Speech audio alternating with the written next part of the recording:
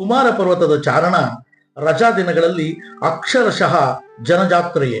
ಹೆಚ್ಚಿನ ಅಂಶ ಎಲ್ಲರೂ ಕುಕ್ಕೆ ಸುಬ್ರಹ್ಮಣ್ಯದಿಂದಲೇ ಚಾರಣ ಮಾಡುತ್ತಾರೆ. ಸಮೀಪದಲ್ಲೇ ಅಂದರೆ 1-1.5 ಕಿಲೋಮೀಟರ್ಗಳ ಅಂತರದಲ್ಲಿ ಫಾರೆಸ್ಟ್ ಚೆಕ್ ಪೋಸ್ಟ್ ಇದೆ. ಅಲ್ಲಿಂದ ಚಾರಣ ಆರಂಭವಾಗುತ್ತದೆ. ಇದು ಒಂದೇ ದಿನದಲ್ಲಿ ಮಾಡಿ ಮುಗಿಸುವ ಚಾರಣವಲ್ಲ. ಕುಕ್ಕೆ ಸುಬ್ರಹ್ಮಣ್ಯದಿಂದ ಹೊರಟು ಕುಮಾರ ಪರ್ವತದ ನೆತ್ತಿ ಮುಟ್ಟಿ ಪುನಃ ಕುಕ್ಕೆ ಸುಬ್ರಹ್ಮಣ್ಯಕ್ಕೆ ಬರಲು ಸುಮಾರು 24 ಕಿಲೋಮೀಟರ್ ಚಾರಣ ಮಾಡಬೇಕಾಗುತ್ತದೆ. ಹೀಗಾಗಿ ಮಧ್ಯೆ ಕಿರಿಗದ್ದೆಯಲ್ಲಿ ಒಂದು ರಾತ್ರಿ ತಂಗಿದ್ದು ಮಾರನೇ ದಿನ ಚಾರಣ ಮುಗಿಸಿ ಹಿಂದಿರುಗುತ್ತಾರೆ. ಇಲ್ಲಿ ಪ್ರವೇಶಕ್ಕೆ 350 ರೂಪಾಯಿ ದರವಿರುತ್ತದೆ.